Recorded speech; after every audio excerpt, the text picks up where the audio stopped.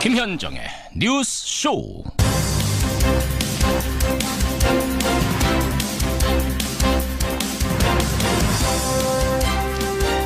애청자 여러분 안녕하십니까. 박근혜 정부 당시 3명의 국정원장이 결국은 모두 구속될 처지에 놓였습니다. 검찰은 어제 남재준 이병호 전 국정원장에 대해서 구속영장을 청구했고요. 이병기 전 원장에 대해서도 오늘 영장을 청구할 예정입니다. 이들은요, 국정원이 특수활동비를 상납했던 건 박 대통령의 지시 때문이었고 거부할 수 없는 관행으로 여겼다. 이런 진술을 한 걸로 알려졌습니다. 이렇게 되면 박근혜 전 대통령에 대한 수사 불가피해 보입니다.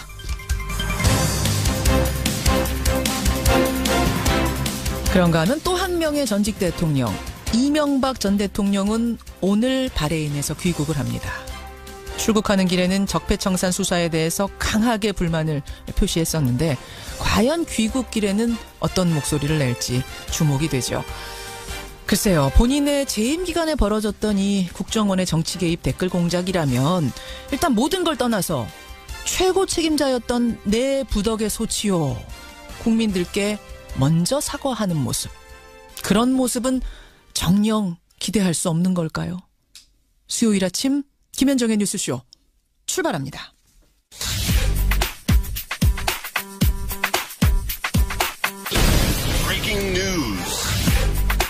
김현정의 뉴스쇼가 주목한 오늘의 포인트, 김정훈 기자 나와 있습니다. 어서 오세요, 김 기자. 네네. 첫 번째 포인트 뭐부터 볼까요? 네, 트럼프의 중대 발표입니다. 예, 트럼프가 북한에 관한 중대 발표를 예고한 게 오늘이군요. 네, 트럼프 미국 대통령이 지난 13일 아시아 순방 중 예고를 했던 내용이죠. 예. 미국으로 돌아가서 현지 시간으로 15일 오늘입니다. 무역과 북한 그리고 다른 것들에 대한 중대 성명을 발표할 것이다, 이렇게 밝혔습니다. 가능성은 뭐가 예측됩니까? 북한에 대해서는 두 가지 가능성이 있죠. 테러 지원국 재지정을 하면서 압박의 강도를 더욱 높일 수도 있고요. 반대로 협상 개시를 위한 신호탄을 쏘아 올릴 수도 있습니다. 정반대로 대화 얘기를 할 수도 있어요. 네, 그렇죠. 이와 관련해서 조셉 윤 미 국무부 대북정책 특별대사가 어제 한국을 찾아서 머물고 있거든요. 예. 아무래도 우리 정부와 중대 발표에 대한 의견 조율도 이루어졌을 것 같네요. 북한이 사실은 2달간 지금 도발을 중단하고 있기 때문에 네. 이런 것으로 미뤄봤을 때는 대화 재개 가능성도 지금 없는 상황은 아닙니다. 그렇죠. 하지만 또 한편으로 볼 때는 어떤 핵미사일 기술력 확보를 위한 시간 끌기일 수도 있고. 맞습니다. 어쨌든 오늘 있을 트럼프 대통령의 발표가 북핵 위기 국면에 대한 앞으로의 방향키로 작용하지 않을까, 그렇게 해석이 되네요. 첫 번째 포인트 트럼프, 두 번째는요. 네, 홍준표의 거둔 손, 안철수의 내민 유승민 대표입니다. 바른정당의 당대표로 취임한 유승민 대표, 어제 각 당들을 예방하는 시간이 있었는데 네. 한 곳에선 아주 한 대를 받고 한 곳에선 들어가지도 못했어요. 문전박대를 받았죠. 예. 자유한국당 홍준표 대표가 유승민 대표의 취임 인사 자체를 거부한 게 발단이었습니다. 예. 이에 대해서 유승민 대표는 아주 졸렬한 작태다, 이렇게 쏘아붙였고요. 그러자 홍준표 대표는 배신자 집단은 정당으로 보지 않는다, 이렇게 받아쳤죠. 배신자 집단은 정당도 아니다? 네, 그렇게 험악한 분위기가 연출됐습니다. 반면에 유승민 대표가 국민의당 안철수 대표와 만난 자리에서는 찰떡궁합을 과시했거든요. 그러게요. 만나자마자 개혁의 파트너다, 생각이 같다, 이런 말들이 오갔고요. 특히 그동안에 유 대표가 국민의당에 손을 내밀면서도 호남 배제, 또 햇볕 정책 포기, 이런 것들을 전제하고 있다, 이런 시각이 있었거든요. 예. 이에 대해서도 유승민 대표는 호남 배제라고 한 적 없다. 나 그런 말 한 적 없다. 네, 지역주의를 탈피하자는 얘기였을 뿐이다, 이렇게 적극적으로 해명하는 모습을 보였습니다. 결국은 유승민, 안철수 이 두 대표가 손을 잡는 국면으로 지금 가는 건가? 그렇게 되면 국민의당의 호남 계파들의 반발은 어떻게 되는 건가? 이쪽이 포인트겠네요. 그렇습니다. 예. 세 번째 포인트 가겠습니다. 네, MB의 귀국, 반격의 본격화입니다. 적폐청산이 감정풀이나 정치보복 아니냐, 이렇게 직격탄을 날리면서 사실은 출국했었거든요. 네. 오늘 돌아옵니다. 2박 4일 일정으로 강연차 바레인을 찾았던 이명박 전 대통령이 귀국합니다. 예. 말씀하신 것처럼 출국길 기자회견에서 현 정부의 적폐청산 활동을 강하게 규탄을 했죠. 그렇죠. 현지 강연에서도요, 각 분야의 국민들은 우리가 이루는 결과를 훼손시켜서는 안 된다는 마음을 갖고 있다, 이렇게 언급을 했는데 이전 정권 비위에 대한 전방위 사정을 에둘러서 비판한 것으로 보입니다. 예. 귀국 후에도 이명박 전 대통령은 현 정부를 상대로 친이계는 물론 보수 세력 전체의 결집을 주문할 것으로 보이는데 당장 오늘부터가 그 행보에 주목할 필요가 있습니다. 마지막 포인트 인천공항이네요. 오늘 인천공항. 네네. 여기까지. 김정훈 기자 수고하셨습니다. 네. 이건희 회장의 차명 계좌는 모두 1,021개였습니다. 정치권은 차명 계좌가 상속 유산이라는 이 회장의 주장에 의문을 표시하고 있습니다. 이건희 차명 재산이 정말 상속 재산이 맞는지 비자금은 아닌지 명확히 밝혀야 합니다. 예, 더불어민주당이요. 이건희 회장의 차명 계좌 문제에 대한 과세 문제를 다루기 위해서 태스크포스를 출범시켰습니다. 이건희 회장 차명 계좌가 드러난 건 지난 2008년입니다. 당시에 특검이 찾아낸 차명 계좌의 수는 1,199개. 금액으로 따지면 4조 5천억 원이었습니다. 삼성은 그때요. 차명 계좌는 실명으로 전환을 하겠다. 그리고 성실하게 그에 대한 세금 납부하겠다. 세금 내고 남은 돈은 전부 사회에 공헌하겠다. 이렇게 약속을 했었습니다. 그런데 우리가 잊고 있는 사이에 삼성이 이 약속을 지키지 않았다는 사실. 이게 이번 국감에서 드러난 거죠. 이 사실을 국감에서 밝히고 이번 TF의 간사까지 맡으셨어요. 민주당 박용진 의원 연결을 해보겠습니다. 박 의원님 안녕하세요. 네, 안녕하세요. 박용진입니다. 네, 그러니까 2008년에 찾아낸 게 은행 계좌 64개, 증권 계좌 954개. 이 중에 이건희 회장 명의로 전환한 게 있긴 있습니까? 실명 전환을 했는데 이건희 회장 명의로 한 건 아니고요. 하나가 있어요. 한 개. 전환. 네. 한 개 했는데 그건 또 누구 명의로? 확인한 거죠. 실명을 확인한 거고요. 나머지는 사실상 다 인출해 가버렸습니다. 인출해 갖고 그래서 실명 전환이라고 하는 것은요. 법적인 명의로는 예. 그 본인의 이름으로 계좌를 개설하거나 그렇죠. 아니면 본인의 이름으로 그 가짜 명의인을 본인의 이름으로 바꾸는 건데 그 과정은 과징금 및 그 이자에 대한 차등과세를 이자소득하고 배당소득에 대한 차등과세를 하는 것을 얘기하는 거거든요. 그렇죠. 네, 그렇죠. 그러한 절차가 필요한 건데 그런 거 없이 그냥 인출해가고 현금으로 빼갔어요. 그냥 가져갔다는 겁니다. 근데 제가 알기로는요. 특검 다 끝나고 2008년 말에 삼성이 발표를 하나 했어요. 그 차명 계좌의 돈들을 다 이건희 회장 실명으로 전환했습니다. 이렇게 공식 발표를 해서 저는 차명 계좌를 돈 세금 낼 거 다 내고 실명으로 전환한 건 줄 알았는데 그러면 그때는 그거 거짓말한 겁니까? 여기서 말하는 핵심 포인트는 뭐냐면, 예. 그냥 평상적으로 재산을 관리할 때 내야 되는 증여세라든지, 예. 혹은 양도세라든지, 예. 종합소득세, 이런 것을 냈느냐 안 냈느냐가 아닙니다. 그런 부분은 그 남의 이름으로 가짜로 돈을 관리하고 있을 때도 당연히 냈어야 되죠. 발생을 하니까요. 물론이죠. 그런데 금융실명법은 남의 돈으로 자기 재산을 은닉해서 세금을 포탈하거나 아니면 범죄 를 위해서 쓰지 못하도록 차단하기 위해서 만든 아주 센 법안이거든요. 예, 예. 그러니까 이것에 따라서 한다고 한다면 그 아까 말씀드렸던 50% 원금의 50%를 과징금을 매기거나 아니면 이자와 배당 소득을 99%까지 징수해가는 거의 뭐 원천적인 징벌적 징수거든요. 예. 그런 걸 하나도 안 했다고 하는 것이 문제죠. 그러니까 이건희 회장 쪽 회장이나 예. 삼성에서 예. 우리는 세금 다 냈어요. 이거 거짓말입니다. 왜냐하면 금융실명법에 따른 걸 내지 않았어요. 그러면 실명으로 전환했다라고 했던 것도 현금으로 그냥 다 뽑아다가 이건희 네. 회장 통장에 집어넣습니다. 이거를 지금 실명 전환했다 이렇게 발표한 거였어요. 그때? 네. 뭐 이건희 회장으로서는 오히려 지갑 주순 건데요. 왜냐하면 김용철 변호사가 이 사건에 대해서 폭로를 할 때 이게 좀 이상하다. 삼성이 비자금을 주성했는데 규모가 10조 원일 거다라고 주장을 했거든요. 그렇죠. 근데 특검이 탈탈 털어서 확인을 할 수 있었던 것만 보면 4조 5천억 원 확인을 했습니다. 근데 여기에 예.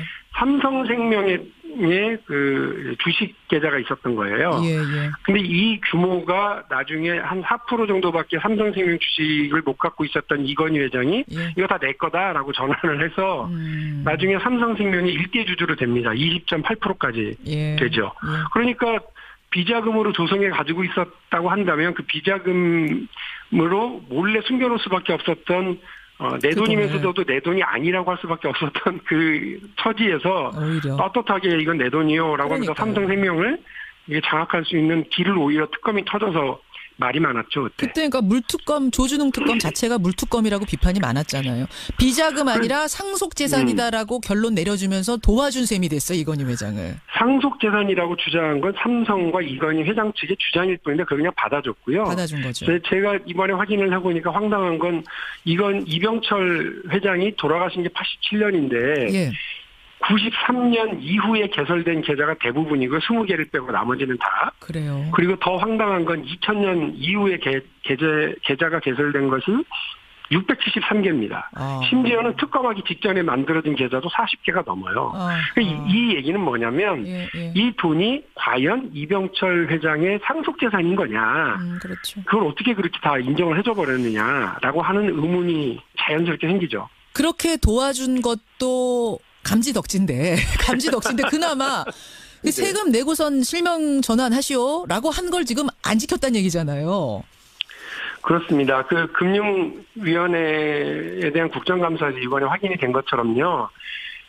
남의 이름으로 관리하고 있었다 하더라도 그 남의 이름이 마징가 제트나 마루치 아라치 같은 가상의 인물이거나 가짜가 아니면 된다는 거예요. 제가 우리 김현정 앵커의 돈을 제 이름으로 관리하고 있다 하더라도 그래서 그것 때문에 세금을 피하고 그거를 딴 일을 한다고 하더라도 박용진이 살아있는 사람이니까 괜찮다는 거예요. 괜찮다는 거죠. 이게 말이 안 되는 거죠. 마루치 아라치 것만 아니면은 박용진 이름으로 돼 있으면 괜찮다는 거예요. 김현정 돈이어도. 예, 그렇기 때문에 흔히 요즘 말이 많은 다스의 문제라든지 다른 대기업의 어떤 차명계좌 문제라든지 최순실의 숨겨놓은 재산 문제라든지 이런 것들이 혹시 알려지더라도요.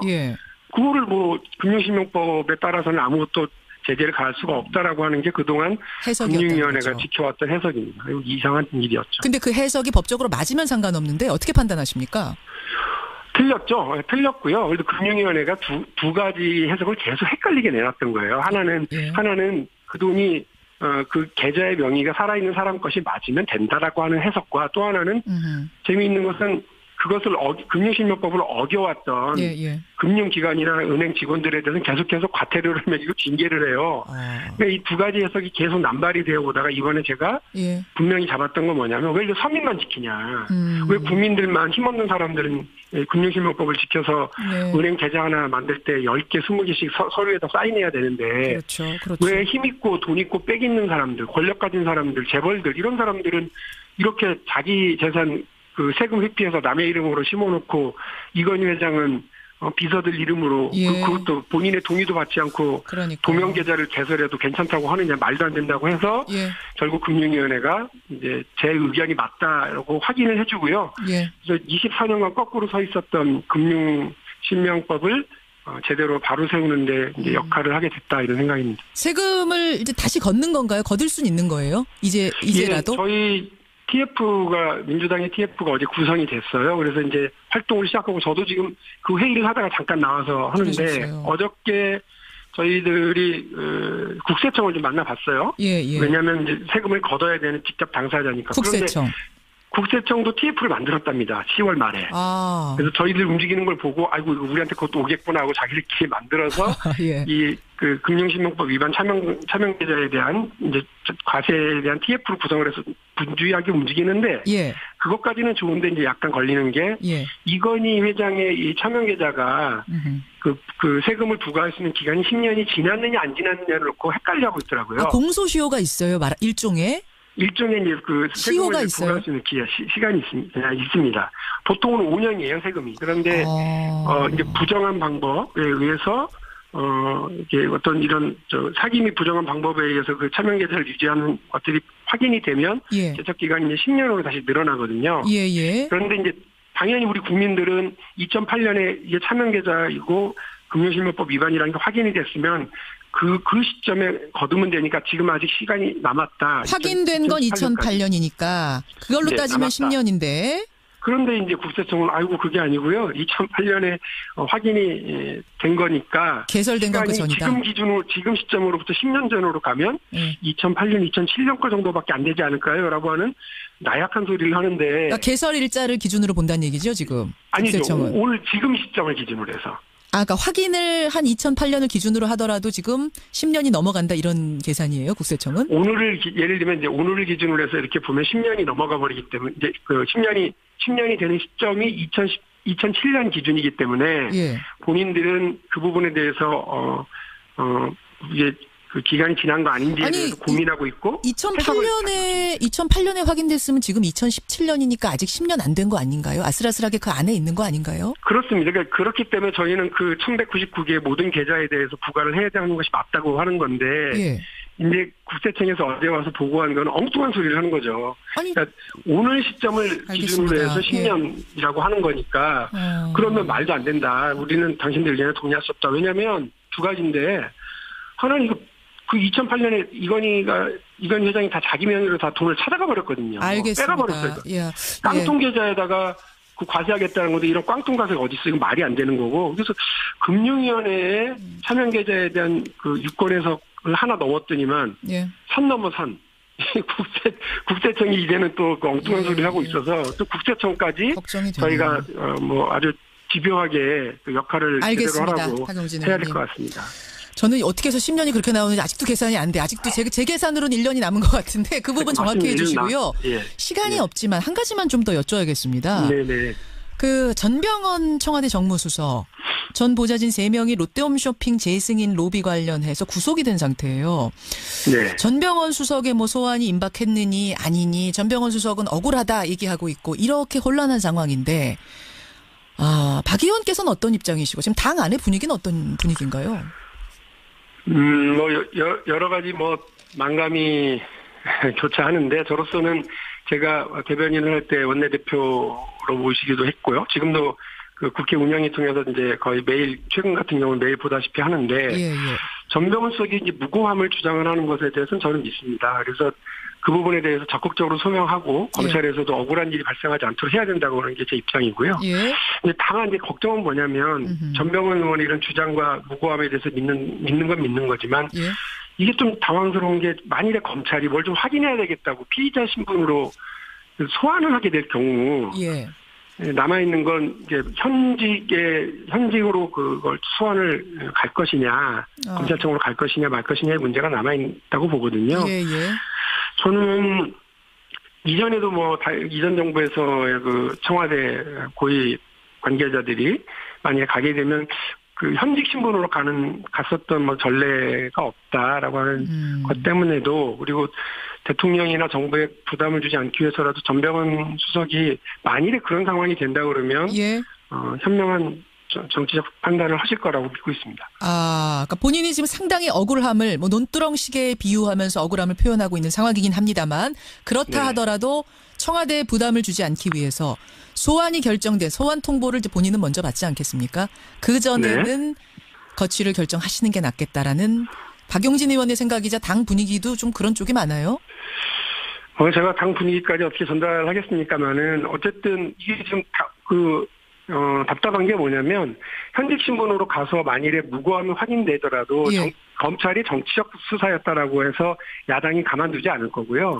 또 만일에 현직 신분으로 이렇게 구속이 되거나 혐의가 확인돼 버리면 대통령과 정부에 엄청난 이 부담이 되기 때문에 저는 이리되든 저리되든 전병헌 수석이 본인의 무고함을 확실하게 하기 위해서라도 그런 상황이 되었을 때 그런 상황이 된다면 정치적인 어떤 판단을 하실 수밖에 없을 거다 이렇게 생각합니다. 여기까지 말씀 듣겠습니다. 고맙습니다. 네. 더불어민주당 박용진 의원이었습니다. 김성환의 행간 시사평론가 김성환 씨 나오셨습니다. 어서 오십시오. 네, 안녕하세요. 아까 청취자 한 분이 문자를 주셨는데 명성교회 세습 논란으로 시끌시끌한데 혹시 뉴스쇼에선 이 문제 안 다루십니까? 질문 주셨는데 마침 오늘 행간이 이 내용이죠. 네, 맞습니다. 이 사흘 전에 김사만 원로 목사가 위임 예배식을 열어서 아들인 김하나 목사에게 담임 목사직을 물려줬는데요. 이것 때문에 세습 논란이 굉장히 뜨겁습니다. 교회 측은 세습이 아니다. 민주적 절차를 거친 승계다 이렇게 설명하고 있지만 이 목회직 세습을 금지한 교회법을 어겼다는 비판도 함께 일고 있는 상황입니다. 그렇죠. 이 명성교회 세습 논란, 이 뉴스 행간을 좀 살펴볼까 합니다. 사실 명성교회는 장로회에서 장로교단에서 가장 큰 교회예요. 예, 맞아요. 예, 다른 교회에 미치는 영향이 큽니다. 이게 그것 때문에 더 파장이 커지고 있는 거 아닌가 싶은데요. 사실 교회 세습 논란은 몇 년 전까지 굉장히 시끄러웠거든요. 예. 뭐 고백하건대 저희 장모님도 그 장모님이 다니시는 교회도 똑같은 명성교회 다니시는 건 아니고 다른 교회에서도 똑같이 그런 일들이 벌어졌어요. 네. 이게 이 산업화와 함께 기독교 교세가 한창 커질 무렵에 교회를 세웠던 원로 목사 세대가 퇴장하면서 이제 이런 일들이 벌어지고 있는 건데요. 그렇죠. 기독교 교단에서 세습 금지법을 그래서 이제 제정을 했는데 한동안 잠잠하다가 다시 명성교회 파문이 터진 겁니다. 문제는 이번 일이 여기서 끝나느냐 이건데요. 이 명성교회는 신도 10만 명의 연간 예산이 1,000억 원이 넘는 엄청나게 초대형 교회라고 할 수 있는 그런 교회입니다. 자연스럽게 다른 교회에 미치는 영향이 클 수밖에 없는데요. 그래서 제2, 제3의 명성교회가 생겨나는 것 아니냐라고 하는 우려가 생겨나고 있습니다. 국내 최대 장로교회에서 벌어지고 있는 이 교회의 세습 논란, 목사직 세습 논란, 이 뉴스에 행간 이면 들어갑니다. 첫 번째 행간은 세습 금지는 역사적 요구다입니다. 역사적 요구다. 이거 제 말이 아니에요. 사실은 이번에 담임 목사직을 물려받은 김하나 목사가 했던 말입니다. 아들 목사가? 예. 그리고 김사만 원로 목사도 뭐 2013년 종교개혁 기념 세미나에서 똑같은 말을 했고요. 그동안 신도들에게도 누차 세습은 안 한다. 교회가 상처를 입으면 안 된다고 말해왔습니다. 그래요. 그래놓고 1년 전부터 담임 목사직을 비워뒀다가 사흘 전에 공식적으로 목사직을 물려줬습니다.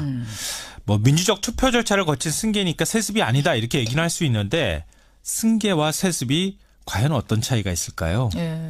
제가 굳이 말씀 안 드려도 아실 것 같고요. 김사만 목사는 자신들의 말을 누구보다 엄격하게 지켜야 될 목회자입니다. 최소한 약속을 어겼다는 비판에선 자유로울 수 없을 것 같습니다. 이영표 선수가 독실한 기독교신인데 네, 맞아요. 사실은 이제 인터뷰나 발언을 잘 안 하잖아요. 네. 축구 외에는. 근데 어제 SNS에다가 의미심장한 글을 남겼더라고요. 그러지 않아도 그 내용도 소개를 좀 해드리려고 했는데요. 이렇게 얘기했습니다. 존경받는 모습으로 떠날 수 있었던 한 목사의 마지막 퇴장이 비참하게 세습이라는 이름으로 끝나고 말았다. 참 안타깝다 이런 표현을 했습니다. 교회법이라는 게 엄연히 있습니다, 여러분. 그럼요. 그러니까 이게 무슨 세상의 잣대로 지금 교회가 이렇게 해라 저렇게 해라 하는 게 아니라 교회 내부에서 목사님들이 모여서 만든 교회법에 따라도 이렇게 세습을 하지 못하게 돼 있습니다. 네, 맞아요. 두 번째 행간 뭔가요? 쿼바디스 교회는 어디로 가나이까입니다. 뭐 요즘 쿼바디스라고 하는 영화가 또 다시 회자가 되고 있잖아요. 그러니까 교회 세습 문제를 비판했던 영화이기도 하고요. 쿼바디스란 말 자체가 주님이시여 어디로 가나이까라고 하는 물음을 하는 그런 말이잖아요. 그렇죠. 이 교회의 가장 큰 역할이 뭡니까? 교회가 어디로 가나이까라고 물으면 세상을 바른 길로 인도하는 쪽으로 가야 한다고 누구나 다 얘기를 할 겁니다. 빛과 소금이 돼야죠. 네. 그런데 지금은 거꾸로 됐습니다. 세상이 오히려 교회를 걱정하고 있다는 겁니다. 대형 교회의 목사의 정치적 발언이나 세습 논란 뭐 이런 것들 때문에 굉장히 파문이 많았고요. 이번에 명성교회 문제도 마찬가지입니다. 뭐 세속법의 문제가 아니라 교회법을 어긴 게 되는 거니까요. 훨씬 더 논란이 큰데요.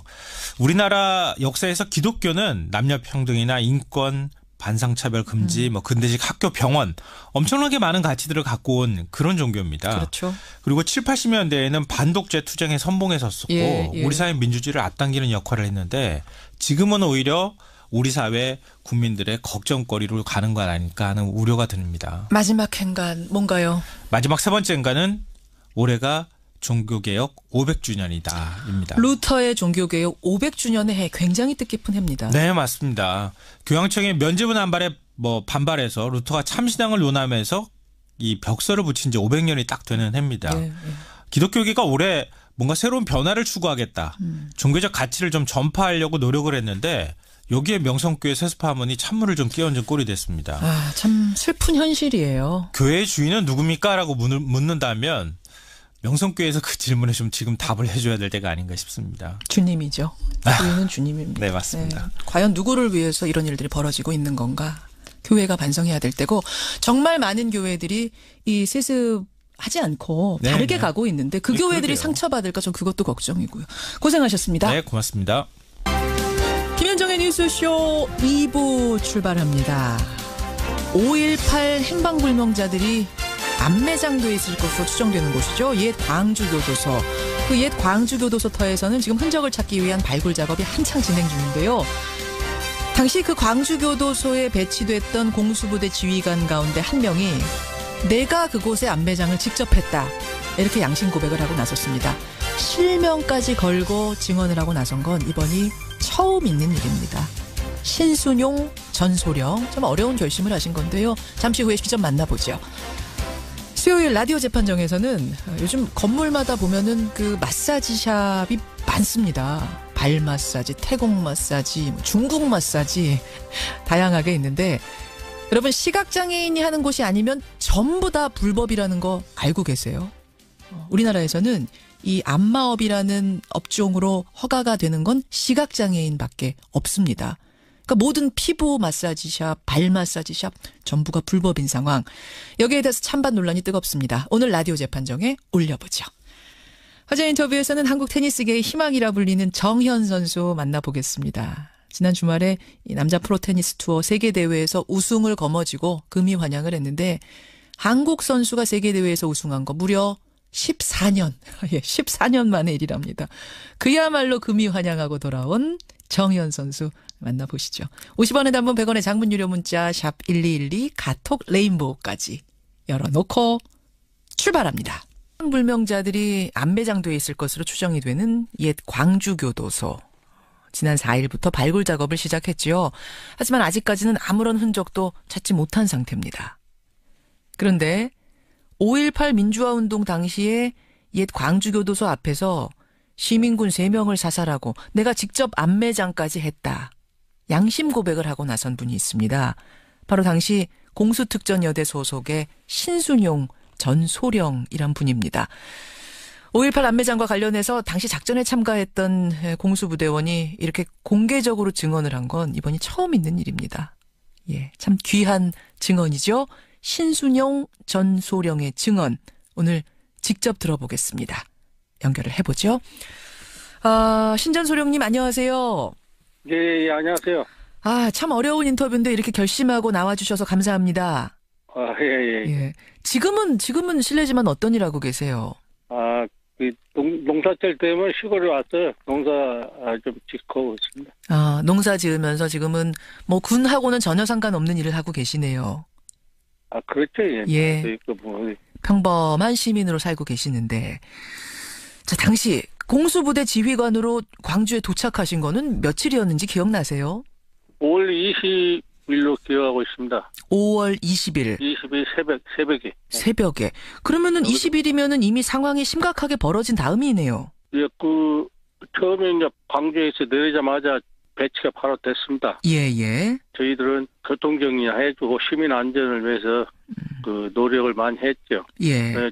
시민들이 굉장히 고맙게 생각하고 앞에 온 부대 진압 과정에 대해서 이야기도 하고 불만이 많았습니다. 그러니까 도착해서 일단은 교통 정리하고 뭐 이런 일부터 시작을 하셨던 거예요.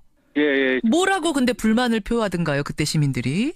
그 앞에 온 군인 공수부대. 앞에 온 공수부대들이, 예. 예. 무자비하게 그냥 쫓아와가지고 그냥 곤봉이나 총 개머리판이나 하여튼 닥치는데 뚫어패가지고 애들이 이제 뿔뿔이 막 도망가니까 쉽게 얘기해서 개패듯이 막 뜯어 팬 모양입니다. 도망을 가는 사람을 뒤쫓아 가가지고 그냥 개패듯이 패요? 예, 그래가지고 이제 많은 사람들 좀 몇 명이 희생이 되고 그다음에 이제 아주 이제 중상자들은 그냥 차에다 트럭에다 막 툭툭 던져가지고 싣고 어디로 막 갔다고 합니다. 자, 그런 상태에서 이제 20일에 도착을 했습니다. 사람들이 막 불만을 토로하고. 근데 교통 정리를 처음에 하다가 어떻게 이 3공수여대도 이 시위대를 진압하고 사살하고 이것에 어떻게 참여하게 된 건가요? 과정이. 그날 점심 같은 이게 밥을 먹으려고 했던가 끝난 상황인가 하여튼 그 정도 돼요. 그런데 드드드드 기관총 소리가 막 거의 드드드드 하면서 올라오는 소리가 들려요. 휴식하고 있는데 드드드드드 기관총 소리가 들려요. 그래도 여기 쳐다보니까 이제 트럭에다가 기관총 싣고 이제 한 3명 정도가 그냥 그렇게 하고 쭉 걸어서 그 옆에 길이잖아요. 예. 그걸로 쭉 그냥 그러고 막 가니까 경계하고 있는 경기병들이 이제 도준 사격해서 이제 죽었죠. 죽어가지고 이제 그걸 이제 대대장이 이제 어디 처리하라고 해서 이제 갖다 묻으라 해서 이제 그런 식으로 했어. 대대장이 와서 묻으라고 해서 가보셨어요. 가보니까 정말 사람이 3명이 죽어 있던가요? 네. 뭐 하여튼 뭐 민간인 복장. 젊은 사람들이든가요? 예, 다 젊죠. 다 젊은 사람들. 예. 지금 이제 뭐 보도가 되기로는 20대로 보이는 사람 2명, 한 17살 전후의 고등학생 1명. 좀 어리게 보였지 않고 고등학생 또 보였어요. 고등학생 정도로 보였어요.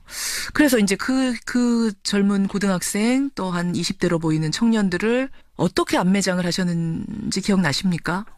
시체를 그냥 운반을 해가지고 교도소 들어가는 입구 우회 쪽에서 야산이 좀 하나 있었죠. 그다음 소나무도 있고, 예, 무덤이 2개나 또 옆에 있었어요. 무덤에서 한 6km 담양쪽으로 떨어진 그 지점에 묻었는데, 애들 시켜서 이제 야전삽으로 파고, 예, 한 1m 정도 파고 약간 그래서 마대도 덮은 것 같고 있던 그래서 매장시켰죠. 그냥 매장시키셨어요. 그때 거기다가 매장시켜라라는 어떤 지시가 있었습니까? 명령이?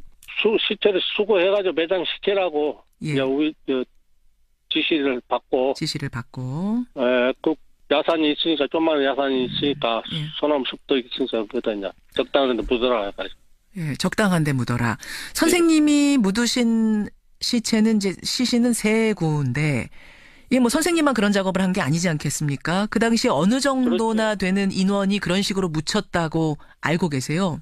예, 조준사에서 몇 명이 죽으면 차량 굴러 떨어지고 또 오고 10여 이상을 반복해서 왔으니까 줄자 봐서 한 20-30명 20 몇 명 정도는 죽었지 않나 지금 판단을 하고 있고. 그 20-30명 정도를 그런 식으로 20-30명 정도가 죽었으면은 다 그 근처에 묻었을 테니까 다 옛 광주교도소 근처에 묻혀 있을 가능성이 크네요.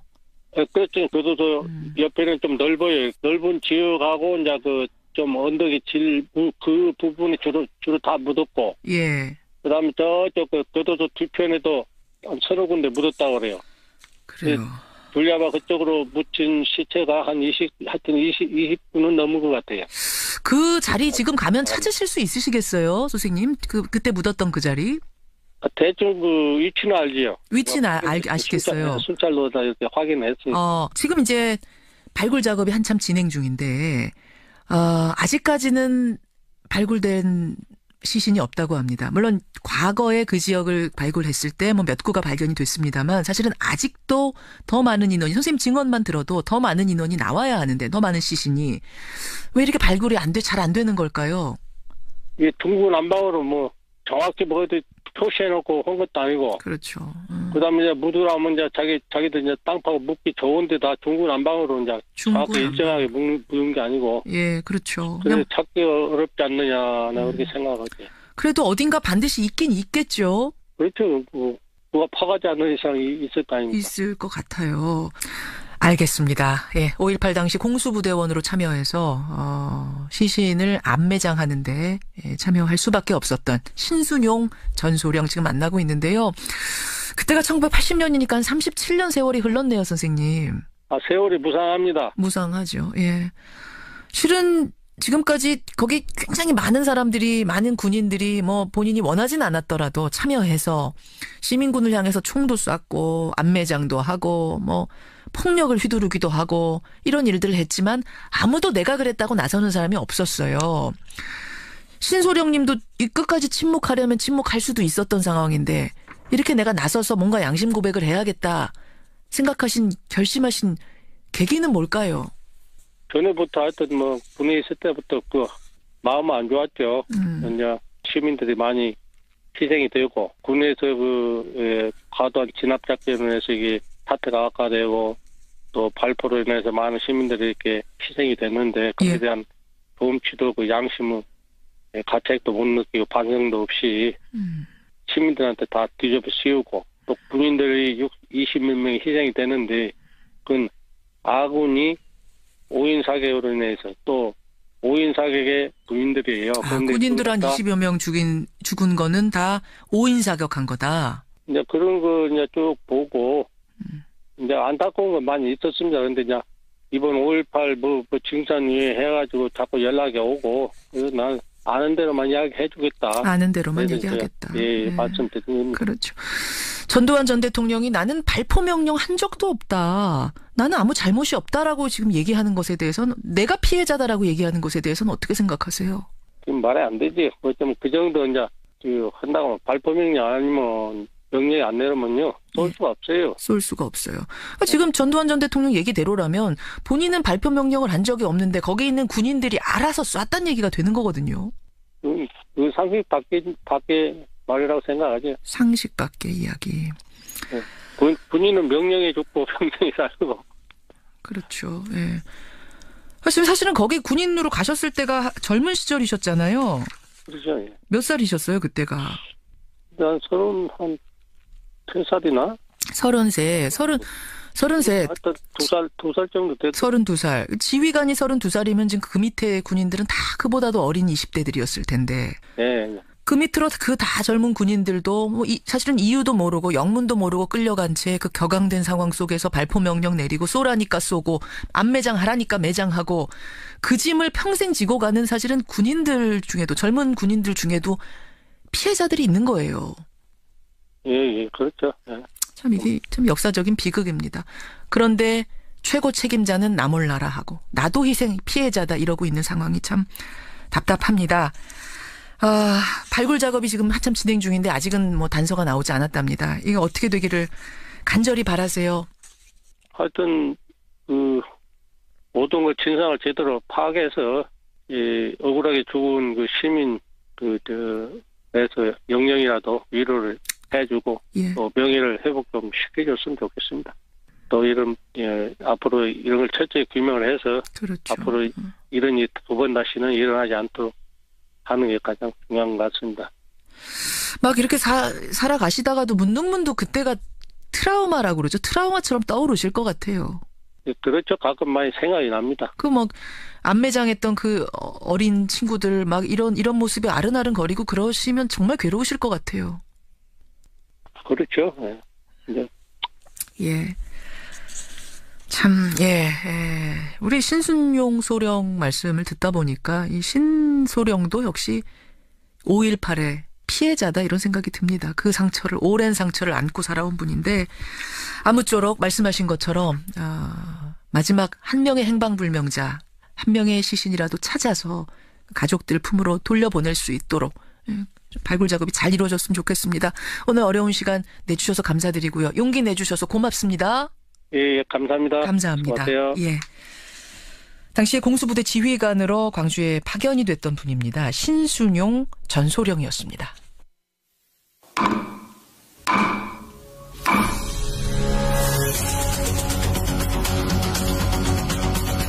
뉴스쇼가 수요일에 마련하는 코너입니다. 라디오 재판정.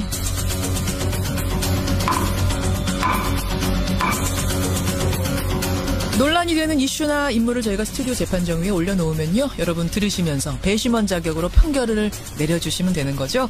오늘도 두 분의 변호인 모셨습니다. 노영희 변호사님 어서 오십시오. 네. 듣다 보면 50원이 아깝지 않습니다. 라디오 재판장의 노영희 변호사입니다. 사실은 우리가 굉장히 앞에서 슬픈 이야기를 했는데 노 변호사님이 들어오시니까 급 밝아지면서 분위기 전환이 자동으로 되네요. 분위기 파악을 못했습니다. 언제나 상큼함을 주는 분 노영희 변호사 반갑습니다. 백선만 변호사님 어서 오세요. 네, 안녕하세요. 저도 뭐 멘트 하나 준비해야겠네요. 이렇게 매주 할 때마다 지난번에 준비하신다더니만. 죄송해요. 지난주는 잠깐 좀 잊어주시고요. 네. 다음 주에 기대하겠습니다. 네, 알겠습니다. 다음 주부터 멘트 준비하겠습니다. 사실은 두 분은 방송을 굉장히 많이 하시는 분들이고 또 변호사 일까지 하시니까 굉장히 피곤한 분들이잖아요. 늘. 정말 어제 새벽에 잤습니다. 새벽에 온몸이 다 아픕니다 지금. 노 변호사님 그럴 때는 어떻게 푸세요? 그 피곤하면 어떻게? 근데 진짜 풀 방법이 없어요. 저도 어제 그 하루 종일 서면을 쓰느라고 어깨가 정말 아팠는데 이게 이 근육이 뭉치니까 이걸 누군가가 좀 이렇게 마사지를 시원하게 받아서 좀 풀어줬으면 하는 그런 정말 바람이 너무너무 많은데 집에 좀 시킬 사람 없어요? 풀어달라고? 일단 시키면은 얼굴 표정이 달라지고 그다음에 마지못해 한 1분 정도 하다가 또 그냥 갑자기 뭐 어디 아프다는 듯 그건 차라리 나은데 그게 어정쩡하게 받으면요 안 받으니만 못하고 정말 슬픕니다. 나도 피곤해 나도 뭉쳤어 이렇게 되거든요. 그렇죠. 내가 치사하고 진짜 구질구질하다 이런 백 변호사님 가끔 뭐 이렇게 마사지 같은 거 혹시 안마 같은 거 받으러 가세요? 너무 그러니까 정말 피곤한 날 술 마시고 막 다음 날 일은 많고 그다음에 정말 짬이 한 한두 시간 정도 날 때는 이제 요즘에 마사지 업소도 굉장히 많잖아요. 태국 마사지. 네, 그렇게 해서 마사지. 그러면 좀 맞아요. 뭉친 근육도 좀 풀리고 그러면 이제 조금 살만해지거든요. 맞아요. 근데 오늘 이제 그게 다 불법이라는 충격적인 사실을 그러니까요. 네, 아셔야 될 것 같다는 생각이 갑자기 듭니다. 자, 오늘 주제가 바로 이 마사지, 안마에 관한 얘기입니다. 제가 주제부터 외치고 들어가죠. 시각장애인의 안마업 독점. 이건 현재대로 계속 단속을 해야 한다. 아니다. 변화에 맞춰서 개정을 해야 된다. 바로 이 주제입니다. 노 변호사님, 네네. 이게 어떤 논란이에요? 그러니까 최근 이제 마사지 업소가 크게 늘어나면서 예를 들면 피부 관리 업소라든가 아니면 목욕탕 같은 곳에서도 마사지를 많이들 하시거든요. 합니다. 근데 이제 이런 업소들이 사실은 불법인데 그 법원에서 판결이 하나가 나왔습니다. 그 지난 3월 A 약손이라고 하는 마사지 업소를 운영하는 어떤 분이 무슨 약손 이런 거 있어요. 손님에게 이제 9만 원을 받고 종업원을 지켜서 손과 팔꿈치를 어깨 등을 주무르고 두드리는 등의 안마 시술을 했다. 그래서 이게 이제 의료법에 안마사 자격이 규정이 되어 있는데 의료법을 어겼다. 즉 영리를 목적으로 안마를 하면 안 된다. 시각장애인이 아닌 분들은 이런 규정이 있는데 그걸 어겼다는 것 때문에 벌금 100만 원을 선고받은 지금 사건이죠, 사실은. 그래서 이제 이게 과연 타당하냐 이거에 대한 얘기가 나오고 있습니다. 그러니까 지금은 시각장애인이 아닌 사람이 돈 받고 마사지, 안마 뭔가 풀어주는 행위를 하면 전부 불법이에요? 네, 그렇습니다. 발 마사지 이런 것도 불법? 네, 다 불법이죠. 그 무슨 약손에서 이제 어깨 막 풀어주고 이런 것도 그분이 이제 시각장애인이 아니시라면 불법입니다. 불법이고. 네. 영리를 목적으로 안 하면 되죠. 물론 무료로 해주면 집에서 잘못하면 집에서 하는 거 괜찮지. 네, 돈을 안 뭐든지 돈을 안 받으면 불법은 공짜가 아니죠. 아니면 무조건 불법이다. 이렇게 되는 상황. 자, 두 변호사님의 입장부터 확인하겠습니다. 백 변호사님. 사실 현실하고 법하고 맞아야 되지 않아? 뭐 이런 말씀하시는 분들 많은데요. 이거는 이렇게 말씀드리면 되겠네요. 그 시각장애인 분들은 아무래도 좀 다른 분들하고 달리 그러니까 뭔가 직업을 가지고 영위하기 쉽지가 않아요. 그래서 나라들마다 생존 특화 제도가 있습니다. 이것도 그 중에 하나이기 때문에 이건 이 법에 따라서 철저히 현실에 맞출 게 아니라 법에 따라 단속을 해야 된다. 이런 법에 입장입니다. 따라 단속을 해야 된다. 시각장애인들의 생존권 보장을 위해서 이 법은 유지돼야 된다. 백 변호사 유지, 시각장애인 합법 이렇게 보내주시면 되겠습니다. 노 변호사님. 네, 어차피 이제 이게 1913년에 만들어진 법이에요. 사실 그러니까 법이라기보다는 그 시각장애인에 대해서 이런 식으로 해야 된다라고 하는 인식이 1913년부터 있었었는데 이게 이제 변화하는 사회 환경에 맞춰서 좀 개정해야 될 필요가 있지 않겠느냐. 저는 그런 쪽에 있습니다. 변화하는 사회 환경에 맞춰서 시각장애인만 된다는 이 법은 개정이 좀 필요하지 않겠느냐. 그렇습니다. 개정. 또 뭐랄까요? 변화, 일반인, 노변 이렇게 보내주시면 되겠습니다. 50원에 담은 100원의 장문 유료 문자입니다. 샵 1212 카톡 레인보우까지 열어놓고 지금부터 주시면 되는데요. 벌써 뜨겁게 들어와요. 청취자 이종원님은 근데 가려고 해도 시각장애인 마사지샵을 찾기가 너무 힘들어요. 맞아요. 이런 문자가 지금 들어오는가 하면 그럼에도 불구하고 이분들의 생계를 위한 배려기 때문에 이 법은 살려둬야 된다. 4489님. 이런 문자가 지금 벌써부터 들어옵니다. 보내주십시오. 자, 어떤 것부터 말씀을 좀 나눌까요? 노 변호사님. 네네. 그러니까 아까 지금 4489님이 그러셨잖아요. 사회적 배려, 공존 이런 목적으로 지금까지 살려뒀던 법인데 이제 와서 바꾸자. 이건 너무 가혹한 거 아니냐. 어떻게 보세요? 네, 사실 그 점이 맞는데 그게 반드시 마사지라고 하는 방법을 통해서만 가능한 것인가 이 부분을 좀 생각해 볼 필요가 있을 것 같고요. 이게 원래 그 2006년에 헌재에서는 시각장애인만 자격을 취득할 수 있도록 안마사 자격 기준에 제한을 두었던 의료법 시행 규칙 이때는 규칙이 있었거든요. 그 의료법 시행 규칙에 대해서 원래는 그게 위헌이다 이런 결정을 내리기도 했었어요. 2006년에 이미. 2006년에는. 네, 그런데 그런 결정이 나오자 시각장애인들이 막 투신제사를 하시고 농성을 벌이시면서 이제 거세게 항의를 하셨고요. 결국 국회에서 이렇게 위헌 결정이 난 3개월 만에 시각장애인에게만 안마를 할 수 있도록 오히려 이제 규칙이 아닌 법에 의료법에 명시를 하는 식으로 의료법이 개정이 된 거예요. 그런 과거가 있군요. 그래서 이제 지금까지도 계속해서 해마다 이 사건과 관련해서 문제가 발생하고 있어서 헌법재판소에서 이미 3번이나 2008년, 2010년, 2013년에 이 사건에 대해서 합헌 결정을 내린 상황이 있습니다. 3번이나 합헌. 그럼에도 불구하고 올해 2월에 또다시 서울중앙지방법원에서 이 법이 위헌적이다라고 해서 위헌법률 심판을 제청한 거예요. 그러니까 이거는 개인이 헌법소원을 제기한 게 아니고 법원에 있는 판사님들이 이 법은 위헌적이다라고 하셔가지고 헌법재판소에다가 위헌법률 심판을 제청하신 거예요. 위헌법률 심판이라는 걸 제청해서 지금 그러면은 계류 중에 있습니다. 계류 중에 있는 상황. 그래서 다시 한번 생각해보자 이런 그렇습니다. 겁니다, 여러분. 그러니까 이게 4번째인데요. 그러니까 쉽게 말해서 헌재에서 그동안에 3번의 합헌 결정을 냈고 그럼에도 불구하고 무언가 현실과 법이 맞아야 되지 않느냐라고 다시 낸 건데 이제 우리가 지금 자꾸 그냥 현실에 다 일반 분들이 다 마사지 업소 운영하고 있는데 이거 좀 맞춰가야 되는 거 아니냐라고 하지만 사실 이 우리나라뿐만 아니라 전 세계적으로 제가 아까 말씀드렸던 것처럼 시각장애인 분들은 특정하게 어떤 직업을 보장해주지 않으면 생존하기가 쉽지가 않아요. 그래서 제가 그런 걸 생존 특화제도라는 표현을 썼잖아요. 아까 그러셨어요. 네, 미국에서는 1936년부터 연방 정부의 건물이나 소유지의 자동 판매기 운영권, 뭐 간이식당 운영권 이런 것들을 이제 시각장애인 분들에게 보장을 해줬고요. 캐나다에서도 1928년부터 자동 판매기 운영권 같은 걸 보장해줬고 스페인 같은 경우에 복권 판매권 이런 걸 부여해줬어요. 그래서 조금 전에 아까 노영희 변호사님 말씀하셨던 것처럼 근데 왜 그러면 우리가 이 시각장애인 분들에게 마사지만 뭐 이런 거 차라리 다양한 직종을 가질 수 있게 더 배려해 주는 게 좋지 않느냐라는 얘기가 있어서 사실 1999년 정도부터요 텔레마케터하고 피아노 조율사 같은 이런 다양한 직업들을 이제 시각장애인 분들이 할 수 있게 했는데 실효성이 없었어요. 그래요? 텔레마케터면은 전화로 하는 거니까 이거 굉장히 잘 어울리는 직업 같은데. 그게 생각보다 잘 되지 않았더라고요. 그래요? 그러다 보니까 결국 현실적으로 시각장애인 분들에게 이 안마, 마사지 부분을 독점하게 하는 것이 이게 오히려 이분들의 생존권을 위해서 바람직하다. 그래서 이게 현실과 좀 괴리가 됨에도 불구하고 지금까지 헌재에서 계속 합헌 결정을 내렸던 겁니다. 여기서 이제 현실이라 하면 이미 태국 마사지샵, 중국 마사지샵, 발 마사지샵, 피부 관리 샵에서도 안마해주고 뭐 이런 상황이 현실이란 말씀이에요. 그럼에도 불구하고 시각장애인에게만 이것을 합법으로 해주는 이 제도는 그럼에도 불구하고 유지가 되었다. 노 변호사님.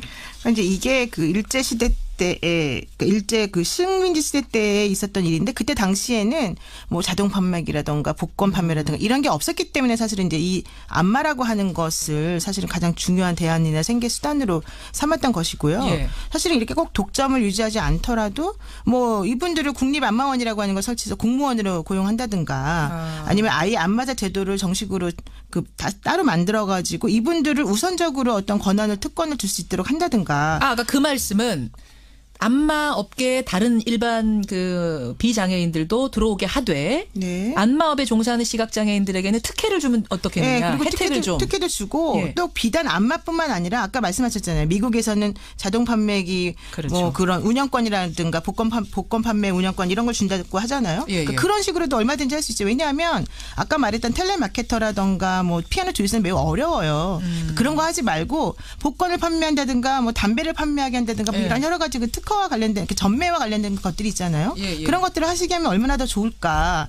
굳이 안마라고 하는 아주 힘든 직업을 선택하지 않도록. 왜냐하면 현재 시각장애인들의 17%만이 사실은 안마자 자격증을 가지고 계시거든요.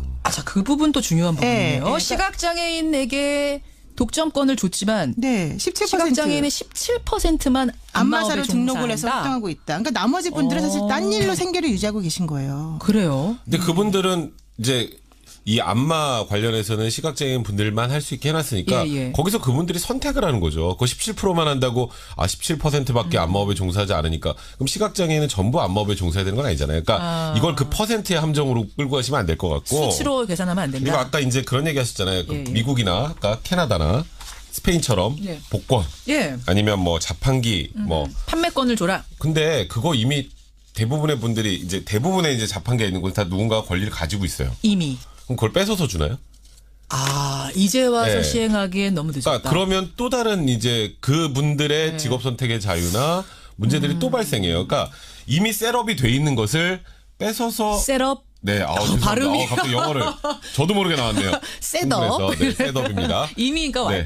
뭐랄까요? 그러니까 다 이렇게 완료가 돼 있어서 누군가의 권리로 돼 있는 것들을 뺏어서 시각장애인 분들의 삶을 위해서 준다는 건 또 이분들의 삶에 문제가 생겨요. 노 변호사님 손 드셨어요? 네, 손 드셨다요. 네. 예를 들면 자동 판매기를 운영하는 권리 같은 게 뭐 100년, 1000년 영구적인 게 아니잖아요. 계약 기간이 다 따로 있어요. 그러니까 그런 식으로 뭐 이미 셋업이 돼 있다. 이거는 사실은 좀 타당하지 않은 말이고 셋업이 아니라 셋업으로. 그리고 지금 저는 이제 드리고 싶은 말씀이 뭐냐면은 세금을 감면해주는 혜택을 줄 수도 있는 것이고, 그러니까 다양한 방식으로 국민의 기본권을 침해하지 않으면서도 얼마든지 이분들을 위해서 할 수 있는 방안을 마련하면 된다.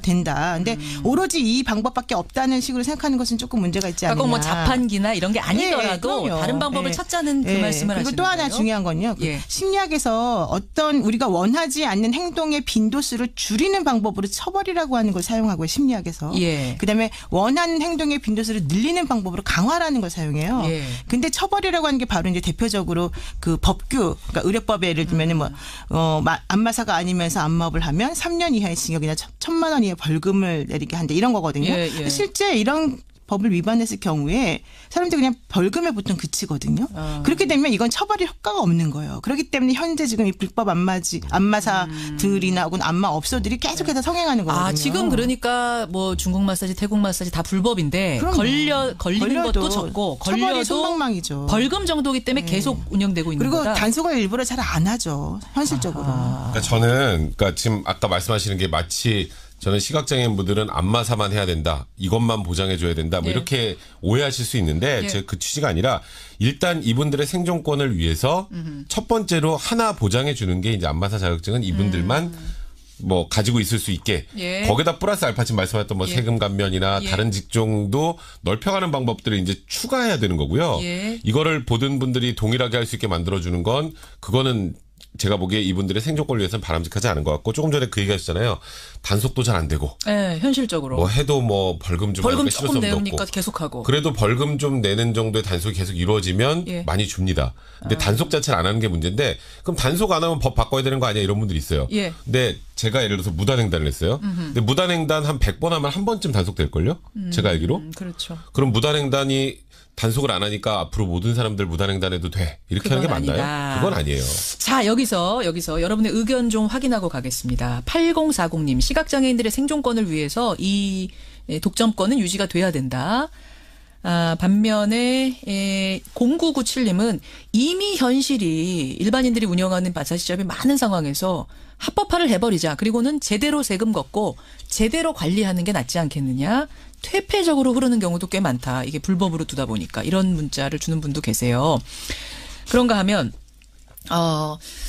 소영우님은 며칠 전에 제 아내가 피부관리 관련 자격증에 합격했습니다. 그러면 피부관리 샵에서 마사지 어깨 풀어주고 이런 것도 다 불법에 해당되는 건가요? 노 변호사님. 그렇게 볼 수도 있는 거죠. 그러니까 이게 경계가 애매하다는 거예요. 애매해요.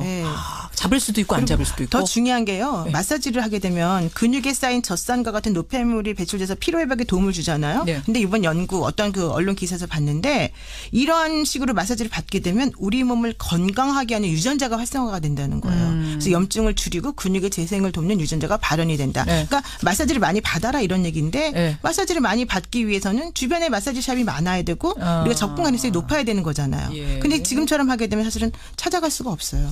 그래요. 시각장애인의 생계 보장이냐, 아니면 일반 국민들의, 그러니까 비장애인들의 기본권 침해냐, 이게 지금의 이 법이 이제 이렇게 좀 압축이 되는 것 같아요. 생계 보장, 사회적 배려, 아니다, 직업 선택의 자유, 기본권을 침해한 거다. 이게 법적 다툼의 핵심 맞죠? 그러니까 이제 직업 선택의 자유, 일반인들의 직업 선택의 자유는 당연히 보호해야 될 헌법상 기본권입니다.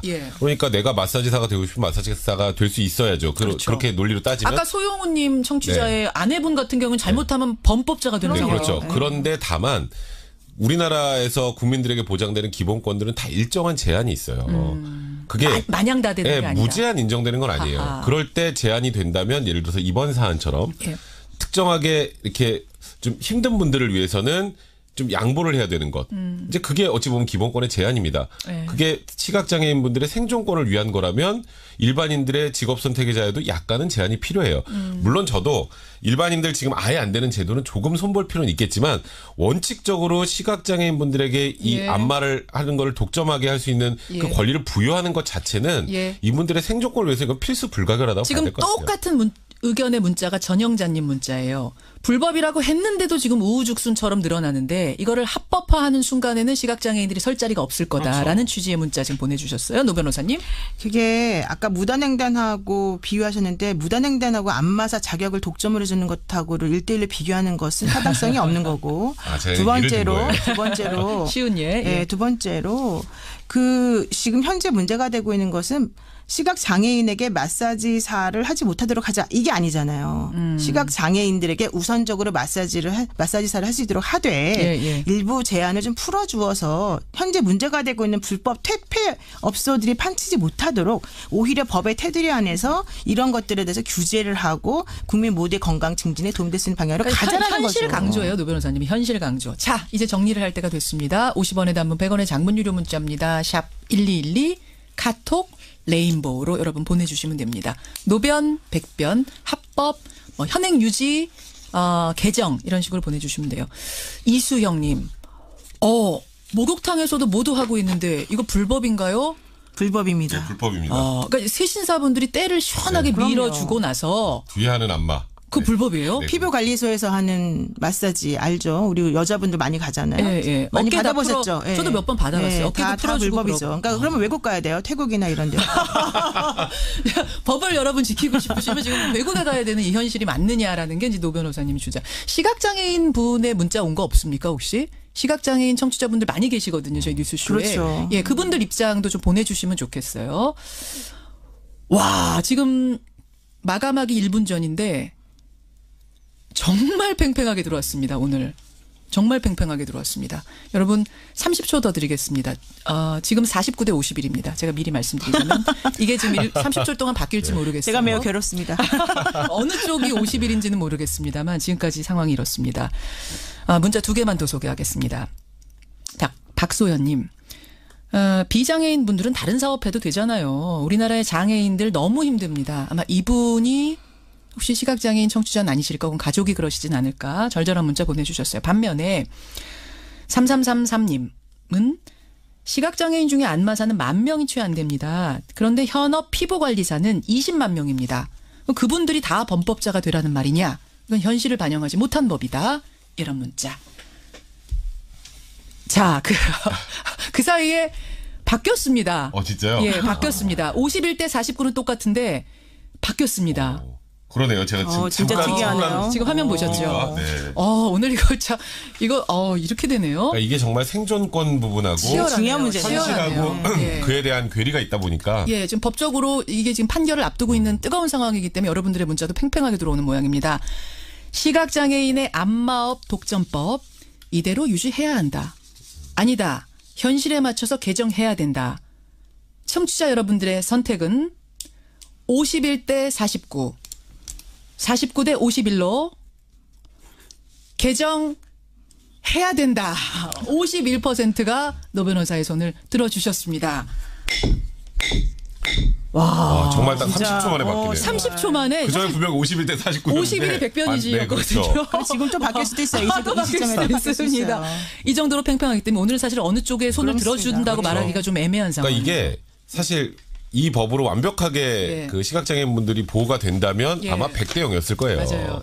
근데 현실은 그렇지 않다 보니까 헷갈리시는 거예요. 그렇죠. 청취자들도. 나도 어떻게 해야 되나. 마사지 받으러 갔는데 이분 앞이 잘 보이시는 분이 마사지를 해주는데 이거 다 불법인가? 어떻게 해야 되나. 이거에 대한 혼란스러움이 있으실 것 같은데 저는 국회에서 어떤 방식으로든지 시각장애인을 보호해주는 지금 이것만 해주면서 그냥 우린 시각장애인 다 보호했어가 아니라 보호해줄 수 있는 여러 가지 방법을 좀 찾아볼 필요가 있다. 저 한마디만 하겠습니다. 제가 녹내장이거든요. 녹내장은 이제 심하게 되면 실명 위기에 처한다고 그래요. 예. 근데 그런 분들 많아요. 그래서 사실은 저도 시각장애인들에 대한 보호가 당연히 필요하다고 봅니다. 그런데 그것하고 약간 별개로 생각해 주셔라 이런 얘기죠. 자, 오늘 여러분의 의견은 조금 더 받아보겠습니다. 두 분 고생하셨습니다. 네, 고맙습니다. 백성문 변호사, 노영희 변호사였습니다. 시각장애인 분들 문자 보내주십시오 했더니 많은 분들이 문자를 보내주셨습니다. 다 소개할 수는 없고 1300님 문자 보죠. 저는 시각장애 5급입니다. 그래서 이분은 다른 직업을 가지실 수 있었대요. 근데 1급 시각장애인, 정말 중증인 분들한테는 이게 생존이 걸린 문제입니다. 최소한의 생존권 지켜주십시오. 이런 문자를 시각장애인들이 보내주고 계시는데, 반면에 이명숙님은 생존 특화제도 좋습니다. 하지만 지금 이미 모든 마사지샵이 불법으로 취급받고 있고 비장애인들이 마사지샵을 하는 게 현실인 상황이라면 그들을 당장 단속하고 처벌하지 못할 바에는 합법으로 해서 관리하는 게 낫지 않겠느냐. 이런 문자. 이게 참 51대 49가 30초 만에 바뀔 정도로 팽팽하게 지금 들어오고 있는 상황인데요. 언제 이거 한번 법이 결정 나기 전에 다시 한번 토론해봐야겠다는 생각이 드네요. 보내주신 모든 분들 고맙습니다.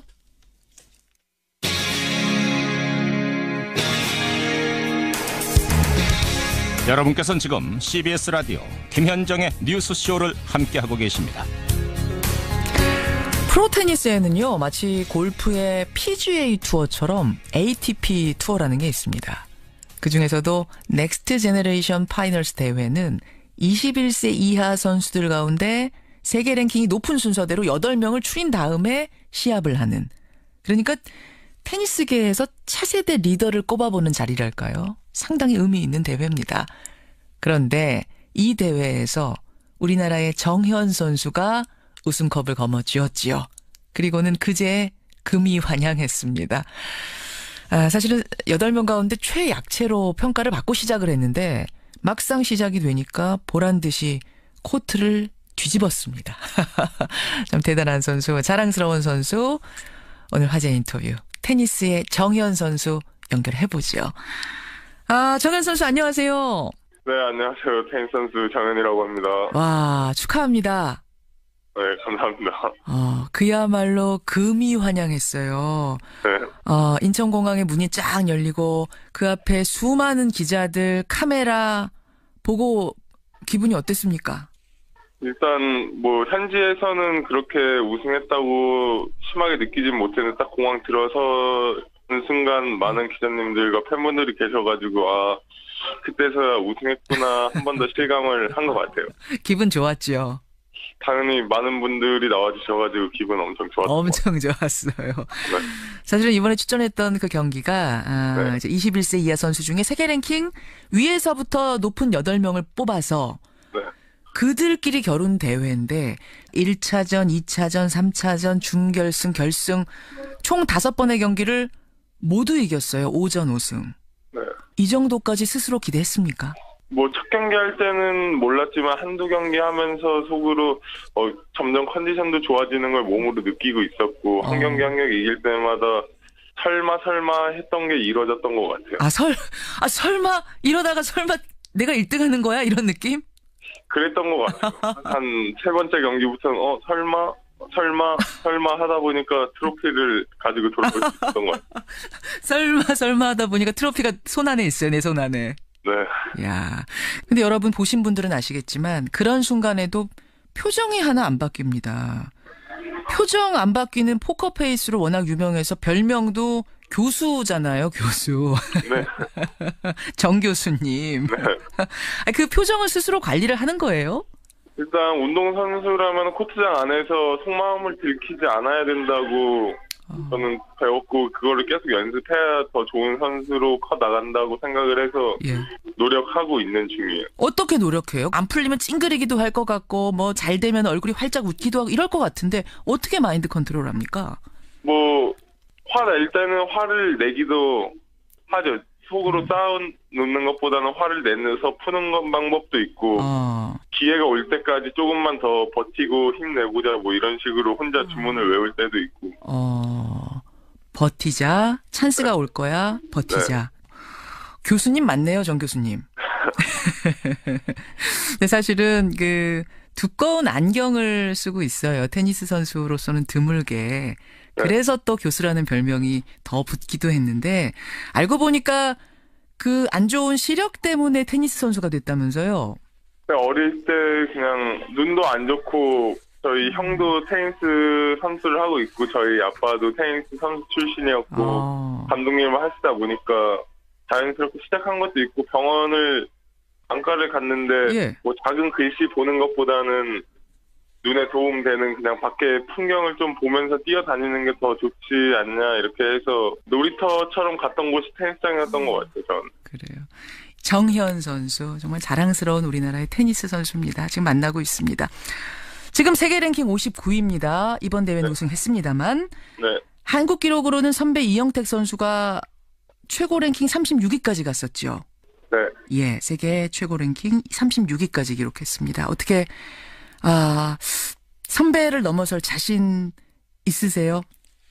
뭐 이렇게 지금처럼 열심히 하다 보면 언젠가는 넘어설 수 있지 않을까라는 기대감도 있고 자신감도 있고 한번 넘어보고 싶은 오기도 있고 여러 감정들이 많이 있는 것 같아요. 오기도 있고. 뭐 지금 21살밖에 안 됐으니까 꿈은 높이 잡았을 것 같습니다. 꿈은 높이 꿔야지요. 네. 어떤 꿈 꾸고 계세요? 뭐 모든 운동 선수라면 제일 테니스 선수라면은 그랜드슬램 시상대에 서보는 게 아닐까 생각을 해. 저도 제 테니스 인생의 마지막 목표는 언제가 됐든 간에 그랜드슬램 시상대에서 한번 서보는 게 제 꿈인 것 같아요. 정현 선수 아까 전에 설마 하다 보니까 우승컵 쥐고 있었다 그랬잖아요. 네. 제 생각엔 또 설마 하다가 그랜드슬램 컵 쥐고 있을 것 같은데요. 그러면 정말 저도 좋을 것 같아요. 그래요. 저희도 뜨겁게 응원하겠습니다. 다시 한번 축하드리고요. 오늘 고맙습니다. 감사합니다. 예.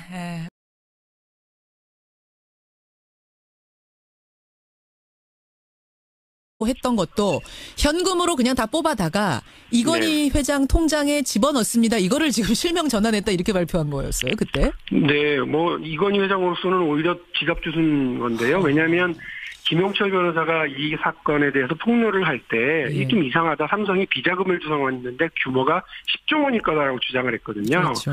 근데 특검이 탈탈 털어서 확인을 할 수 있었던 것만 보면 4조 5천억을 확인을 했습니다. 근데 여기에 삼성생명의 그 주식 계좌가 있었던 거예요. 근데 이 규모가 나중에 한 4% 정도밖에 삼성생명 주식을 못 갖고 있었던 이건희 회장이 이거 다 내 거다라고 전환을 해서 나중에 삼성생명이 일대 주주로 됩니다. 20.8%까지 되죠. 그러니까 비자금으로 조성해 가지고 있었다고 한다면 그 비자금으로 몰래 숨겨놓을 수밖에 없었던 내 돈이면서도 내 돈이 아니라고 할 수밖에 없었던 그 처지에서 오히려. 떳떳하게 이건 내 돈이요라고 하면서 삼성생명을 이게 장악할 수 있는 길을 오히려 특검이 터져서 말이 많았죠. 그때 그러니까 물특검 조준웅 특검 자체가 물특검이라고 비판이 많았잖아요. 비자금 아니라 상속재산이다라고 결론 내려주면서 도와준 셈이 됐어요. 이건희 회장을. 상속재산이라고 주장한 건 삼성과 이건희 회장 측의 주장일 뿐인데 그걸 그냥 받아줬고요. 받아준 거죠. 제가 이번에 확인을 해보니까 황당한 건 이건 이병철 회장이 돌아가신 게 87년인데 93년 이후에 개설된 계좌가 대부분이고 20개를 빼고 나머지는 다. 그래요. 그리고 더 황당한 건 2000년 이후에 계좌가 개설된 것이 673개입니다. 심지어는 특검하기 직전에 만들어진 계좌도 40개가 넘어요. 이 얘기는 뭐냐면 이 돈이 과연 이병철 회장의 상속재산인 거냐. 그렇죠. 그걸 어떻게 그렇게 다 인정을 해줘 버렸느냐라고 하는 의문이 자연스럽게 생기죠. 그렇게 도와준 것도 감지덕지인데 그나마 세금 내고선 실명 전환하시오라고 한 걸 지금 안 지켰다는 얘기잖아요. 그렇습니다. 그 금융위원회에 대한 국정감사에서 이번에 확인이 된 것처럼요. 남의 이름으로 관리하고 있었다 하더라도 그 남의 이름이 마징가 제트나 마루치 아라치 같은 가상의 인물이거나 가짜가 아니면 된다는 거예요. 제가 우리 김현정 앵커의 돈을 제 이름으로 관리하고 있다 하더라도 그래서 그것 때문에 세금을 피하고 그거를 딴 일을 한다고 하더라도 박용진이 살아있는 사람이니까 괜찮다는 거예요. 괜찮다는 거죠. 이게 말이 안 되는 거죠. 마루치 아라치 것만 아니면은 박용진 이름으로 돼 있으면 괜찮다는 거예요. 김현정 돈이어도. 그렇기 때문에 흔히 요즘 말이 많은 다스의 문제라든지 다른 대기업의 어떤 차명계좌 문제라든지 최순실의 숨겨놓은 재산 문제라든지 이런 것들이 혹시 알려지더라도요. 그거를 금융실명법에 따라서는 아무것도 제재를 가할 수가 없다라고 하는 게 그동안 금융위원회가 지켜왔던 해석입니다. 이거 이상한 일이었죠. 근데 그 해석이 법적으로 맞으면 상관없는데 어떻게 판단하십니까? 틀렸죠. 틀렸고요. 그래도 금융위원회가 두 가지 해석을 계속 헷갈리게 내놨던 거예요. 하나는 그 돈이 그 계좌의 명의가 살아있는 사람 것이 맞으면 된다라고 하는 해석과 또 하나는 재미있는 것은 그것을 금융실명법을 어겨왔던 금융기관이나 은행 직원들에 대해서는 계속해서 과태료를 매기고 징계를 해요. 그러니까 이 두 가지 해석이 계속 남발이 되어 보다가 이번에 제가 분명히 잡았던 건 뭐냐면 왜 서민만 지키냐.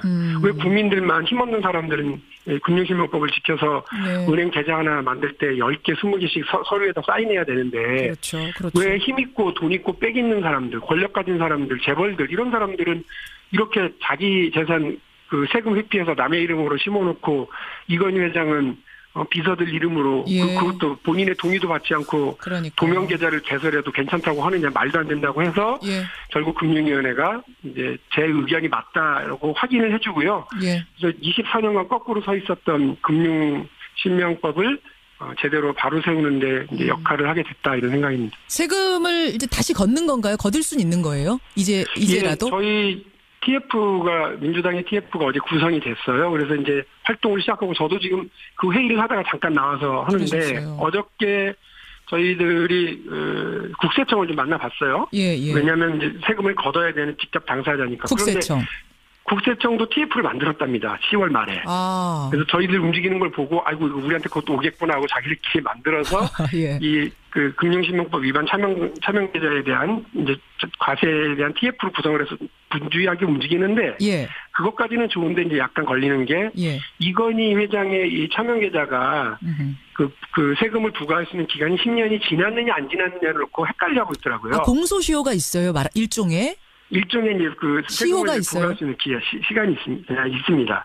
보통은 5년이에요, 세금이. 그런데 이제 부정한 방법에 의해서 이게 어떤 이런 사기 및 부정한 방법에 의해서 그 차명계좌를 유지하는 것들이 확인이 되면 제척 기간이 이제 10년으로 다시 늘어나거든요. 그런데 이제 당연히 우리 국민들은 2008년에 이게 차명계좌이고 금융실명법 위반이라는 게 확인이 됐으면 그 시점에 거두면 되니까 지금 아직 시간이 남았다. 확인된 건 2008년이니까 그걸로 따지면 남았다. 10년인데. 그런데 이제 국세청은 아이고 그게 아니고요. 2008년에 확인이 된 거니까 개설된 건 그 전이다. 지금 시점으로부터 10년 전으로 가면 2008년, 2007년 거 정도밖에 안 되지 않을까요?라고 하는 나약한 소리를 하는데. 그러니까 개설 일자를 기준으로 본다는 얘기죠, 지금. 아니죠. 국세청은. 오늘 지금 시점을 기준으로 해서.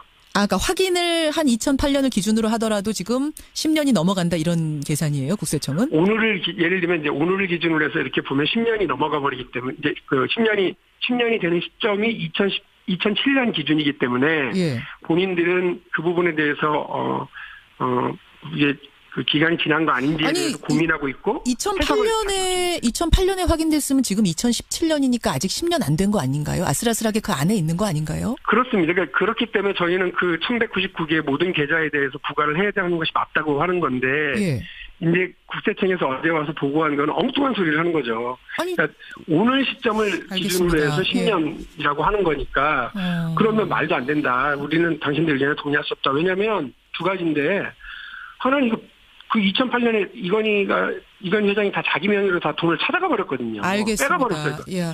깡통 계좌에다가 그 과세하겠다는 건데 이런 꽝통 과세가 어디 있어요? 이건 말이 안 되는 거고. 그래서 금융위원회에 차명 계좌에 대한 그 유권 해석을 하나 넘었더니만 산 넘어 산. 국세청이 이제는 또 그 엉뚱한 소리를 하고 있어서 또 국세청까지 저희가 뭐 아주 집요하게 그 역할을 제대로 하라고 해야 될 것 같습니다. 저는 어떻게 해서 10년이 그렇게 나오는지 아직도 계산이 안 돼. 아직도 제 계산으로는 1년이 남은 것 같은데 그 부분 정확히 해주시고요. 시간이 없지만 한 가지만 좀 더 여쭤야겠습니다. 네네. 그 전병헌 청와대 정무수석 전 보좌진 3명이 롯데홈쇼핑 재승인 로비 관련해서 구속이 된 상태예요. 전병헌 수석의 뭐 소환이 임박했느니 아니니 전병헌 수석은 억울하다 얘기하고 있고 이렇게 혼란한 상황인데 박 의원께서는 어떤 입장이시고 지금 당 안의 분위기는 어떤 분위기인가요? 뭐 여러 가지 뭐 만감이 교차하는데 저로서는 제가 대변인을 할 때 원내대표로 모시기도 했고요. 지금도 그 국회 운영위 통해서 이제 거의 매일 최근 같은 경우는 매일 보다시피 하는데 전병훈 수석이 이제 무고함을 주장을 하는 것에 대해서는 저는 믿습니다. 그래서 그 부분에 대해서 적극적으로 소명하고 검찰에서도 억울한 일이 발생하지 않도록 해야 된다고 하는 게 제 입장이고요. 예. 근데 다만 이제 걱정은 뭐냐면 전병훈 의원의 이런 주장과 무고함에 대해서 믿는 건 믿는 거지만 예. 이게 좀 당황스러운 게 만일에 검찰이 뭘 좀 확인해야 되겠다고 피의자 신분으로 소환을 하게 될 경우 예. 남아있는 건 이제 현직으로 그걸 소환을 갈 것이냐, 검찰청으로 갈 것이냐 말 것이냐의 문제가 남아있다고 보거든요. 예, 예. 저는 이전에도 이전 정부에서 제 포인트 가겠습니다. 네, MB의 귀국 반격의 본격화입니다. 적폐청산이 감정풀이나 정치보복 아니냐 이렇게 직격탄을 날리면서 사실은 출국했었거든요. 네. 오늘 돌아옵니다. 2박 4일 일정으로 강연차 바레인을 찾았던 이명박 전 대통령이 귀국합니다. 예, 예. 말씀하신 것처럼 출국길 기자회견에서 현 정부의 적폐청산 활동을 강하게 규탄을 했죠. 그렇죠. 현지 강연에서도요. 각 분야의 국민들은 우리가 이루는 결과를 훼손시켜서는 안 된다는 마음을 갖고 있다. 이렇게 언급을 했는데 이전 정권 비위에 대한 전방위 사정을 에둘러서 비판한 것으로 보입니다. 예. 귀국 후에도 이명박 전 대통령은 현 정부를 상대로 친이계는 물론 보수 세력 전체의 결집을 주문할 것으로 보이는데 당장 오늘부터가 그 행보에 주목할 필요가 있습니다. 마지막 포인트 인천공항이네요. 오늘 인천공항. 네네. 여기까지. 김정훈 기자 수고하셨습니다. 네. 이건희 회장의 차명 계좌는 모두 1,021개였습니다. 정치권은 차명 계좌가 상속 유산이라는 이 회장의 주장에 의문을 표시하고 있습니다. 이건희 차명 재산이 정말 상속 재산이 맞는지 비자금은 아닌지 명확히 밝혀야 합니다. 예, 더불어민주당이요. 이건희 회장의 차명 계좌 문제에 대한 과세 문제를 다루기 위해서 태스크포스를 출범시켰습니다. 이건희 회장 차명 계좌가 드러난 건 지난 2008년입니다. 당시에 특검이 찾아낸 차명 계좌의 수는 1,199개. 금액으로 따지면 4조 5천억 원이었습니다. 삼성은 그때요. 차명 계좌는 실명으로 전환을 하겠다. 그리고 성실하게 그에 대한 세금 납부하겠다. 세금 내고 남은 돈은 전부 사회에 공헌하겠다. 이렇게 약속을 했었습니다. 그런데 우리가 잊고 있는 사이에 삼성이 이 약속을 지키지 않았다는 사실. 이게 이번 국감에서 드러난 거죠. 이 사실을 국감에서 밝히고 이번 TF의 간사까지 맡으셨어요. 민주당 박용진 의원 연결을 해보겠습니다. 박 의원님 안녕하세요. 네, 안녕하세요. 박용진입니다. 네, 그러니까 2008년에 찾아낸 게 은행 계좌 64개, 증권 계좌 954개. 이 중에 이건희 회장 명의로 전환한 게 있긴 있습니까? 실명 전환을 했는데 이건희 회장 명의로 한 건 아니고요. 하나가 있어요. 한 개. 전환. 예. 네. 한 개 했는데 그건 또 누구 명의로? 확인한 거죠. 실명을 확인한 거고요. 나머지는 사실상 다 인출해 가버렸습니다. 인출해 갖고 그래서 실명 전환이라고 하는 것은요. 법적인 명의로는 예. 그 본인의 이름으로 계좌를 개설하거나 그렇죠. 아니면 본인의 이름으로 그 가짜 명의인을 본인의 이름으로 바꾸는 건데 그 과정은 과징금 및 그 이자에 대한 차등과세를 이자소득하고 배당소득에 대한 차등과세를 하는 것을 얘기하는 거거든요. 그렇죠. 네, 그렇죠. 그러한 절차가 필요한 건데 그런 거 없이 그냥 인출해가고 현금으로 빼갔어요. 그냥 가져갔다는 겁니다. 근데 제가 알기로는요. 특검 다 끝나고 2008년 말에 삼성이 발표를 하나 했어요. 그 차명 계좌의 돈들을 다 이건희 회장 실명으로 전환했습니다. 이렇게 공식 발표를 해서 저는 차명 계좌를 돈 세금 낼 거 다 내고 실명으로 전환한 건 줄 알았는데 그러면 그때는 그거 거짓말한 겁니까? 여기서 말하는 핵심 포인트는 뭐냐면, 예. 그냥 평상적으로 재산을 관리할 때 내야 되는 증여세라든지, 예. 혹은 양도세라든지, 예. 종합소득세, 이런 것을 냈느냐 안 냈느냐가 아닙니다. 그런 부분은 남의 이름으로 가짜로 돈을 관리하고 있을 때도 당연히 냈어야 되죠. 발생을 하니까요. 물론이죠. 그런데 금융신용법은 남의 돈으로 자기 재산을 은닉해서 세금을 포탈하거나 아니면 범죄를 위해서 쓰지 못하도록 차단하기 위해서 만든 아주 센 법안이거든요. 예, 예. 그러니까 이것에 따라서 한다고 한다면 아까 말씀드렸던 50% 원금의 50%를 과징금을 매기거나 아니면 이자와 배당 소득을 99%까지 징수해가는 거의 원천적인 징벌적 징수거든요. 예. 그런 걸 하나도 안 했다고 하는 것이 문제죠. 그러니까 이건희 회장 쪽 회장이나 예. 삼성에서 예. 우리는 세금 다 냈어요. 이거 거짓말입니다. 왜냐하면 금융신용법에 따른 걸 내지 않았기 내지 않았어요. 그러면 실명으로 전환했다라고. 김현정의 뉴스 쇼.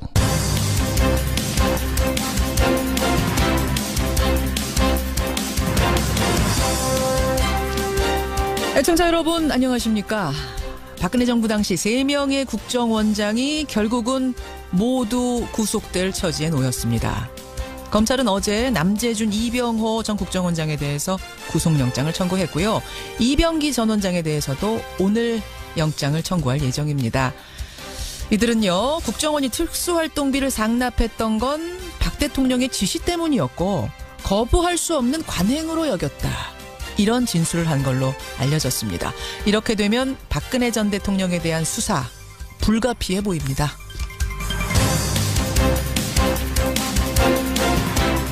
그런가 하면 또 한 명의 전직 대통령 이명박 전 대통령은 오늘 바레인에서 귀국을 합니다. 출국하는 길에는 적폐청산 수사에 대해서 강하게 불만을 표시했었는데 과연 귀국길에는 어떤 목소리를 낼지 주목이 되죠. 글쎄요, 본인의 재임 기간에 벌어졌던 이 국정원의 정치 개입 댓글 공작이라면 일단 모든 걸 떠나서 최고 책임자였던 내 부덕의 소치요. 국민들께 먼저 사과하는 모습. 그런 모습은 정녕 기대할 수 없는 걸까요? 수요일 아침 김현정의 뉴스쇼 출발합니다.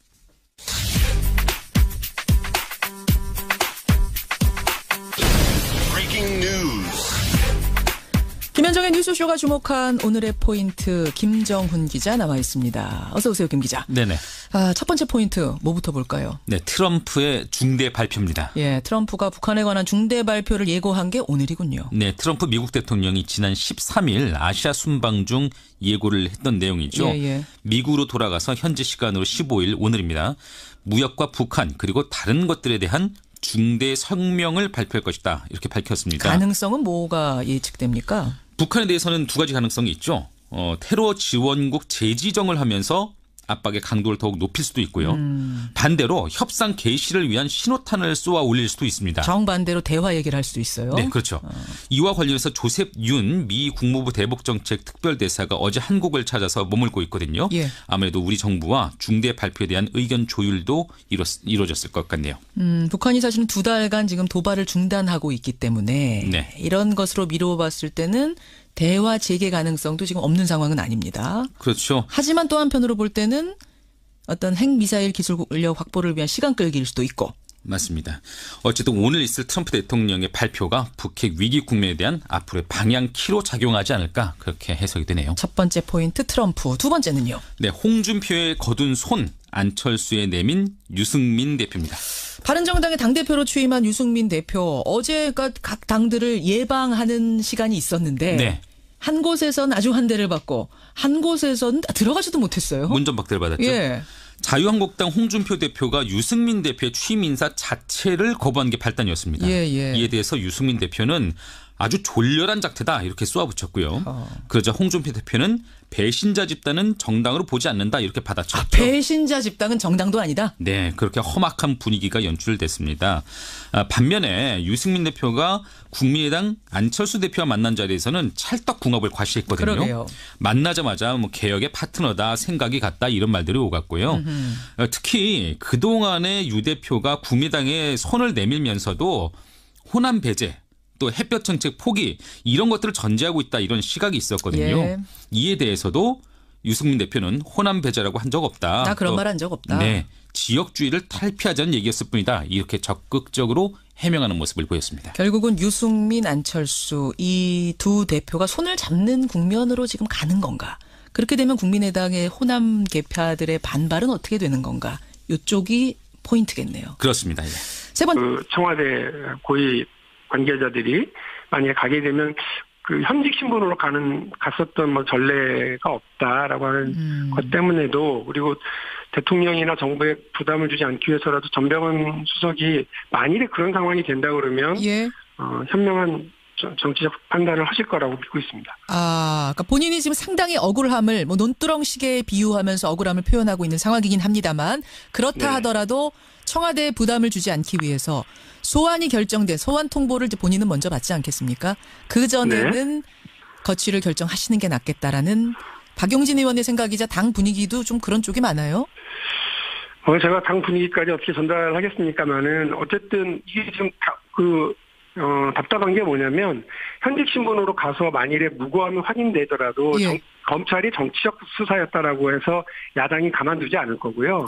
또 만일에 현직 신분으로 이렇게 구속이 되거나 혐의가 확인돼 버리면 대통령과 정부에 엄청난 이 부담이 되기 때문에 저는 이리 되든 저리 되든 전병헌 수석이 본인의 무고함을 확실하게 하기 위해서라도 그런 상황이 되었을 때 된다면 그런 상황이 된다면 정치적인 어떤 판단을 하실 수밖에 없을 거다 이렇게 생각합니다. 여기까지 말씀 듣겠습니다. 고맙습니다. 네. 더불어민주당 박용진 의원이었습니다. 김성환의 행간 시사평론가 김성환 씨 나오셨습니다. 어서 오십시오. 네, 안녕하세요. 아까 청취자 한 분이 문자를 주셨는데 명성교회 세습 논란으로 시끌시끌한데 혹시 뉴스쇼에선 이 문제 안 다루십니까? 질문 주셨는데 마침 오늘 행간이 이 내용이죠. 네, 맞습니다. 이 사흘 전에 김사만 원로 목사가 위임 예배식을 열어서 아들인 김하나 목사에게 담임 목사직을 물려줬는데요. 이것 때문에 세습 논란이 굉장히 뜨겁습니다. 교회 측은 세습이 아니다. 민주적 절차를 거친 승계다 이렇게 설명하고 있지만 이 목회직 세습을 금지한 교회법을 어겼다는 비판도 함께 일고 있는 상황입니다. 그렇죠. 이 명성교회 세습 논란, 이 뉴스 행간을 좀 살펴볼까 합니다. 사실 명성교회는 장로회에서 장로교단에서 가장 큰 교회예요. 예, 맞아요. 다른 교회에 미치는 영향이 큽니다. 이게 그것 때문에 더 파장이 커지고 있는 거 아닌가 싶은데요. 사실 교회 세습 논란은 몇 년 전까지 굉장히 시끄러웠거든요. 고백하건대 저희 장모님도 장모님이 다니시는 교회도 똑같은 명성교회 다니시는 건 아니고 다른 교회에서도 똑같이 그런 일이 벌어졌어요. 이게 이 산업화와 함께 기독교 교세가 한창 커질 무렵에 교회를 세웠던 원로 목사 세대가 퇴장하면서 이제 이런 일들이 벌어지고 있는 건데요. 그렇죠. 기독교 교단에서 세습 금지법을 그래서 이제 제정을 했는데 한동안 잠잠하다가 다시 명성교회 파문이 터진 겁니다. 문제는 이번 일이 여기서 끝나느냐 이건데요. 이 명성교회는 신도 10만 명의 연간 예산이 1,000억 원이 넘는 엄청나게 초대형 교회라고 할 수 있는 그런 교회입니다. 자연스럽게 다른 교회에 미치는 영향이 클 수밖에 없는데요. 그래서 제2, 제3의 명성교회가 생겨나는 것 아니냐라고 하는 우려가 생겨나고 있습니다. 국내 최대 장로교회에서 벌어지고 있는 이 교회의 세습 논란, 목사직 세습 논란, 이 뉴스에 행간 이면 들어갑니다. 첫 번째 행간은 세습 금지는 역사적 요구다입니다. 역사적 요구다. 이거 제 말이 아니에요. 사실은 이번에 담임 목사직을 물려받은 김하나 목사가 했던 말입니다. 아들 목사가? 예. 그리고 김사만 원로 목사도 2013년 종교개혁 기념 세미나에서 똑같은 말을 했고요. 그동안 신도들에게도 누차 세습은 안 한다. 교회가 상처를 입으면 안 된다고 말해왔습니다. 그래요. 그래놓고 1년 전부터 담임 목사직을 비워뒀다가 사흘 전에 공식적으로 목사직을 물려줬습니다. 민주적 투표 절차를 거친 승계니까 세습이 아니다 이렇게 얘기는 할 수 있는데 승계와 세습이 과연 어떤 차이가 있을까요? 제가 굳이 말씀 안 드려도 아실 것 같고요. 김사만 목사는 자신들의 말을 누구보다 엄격하게 지켜야 될 목회자입니다. 최소한 약속을 어겼다는 비판에선 자유로울 수 없을 것 같습니다. 이영표 선수가 독실한 기독교신데 네, 맞아요. 사실은 이제 인터뷰나 발언을 잘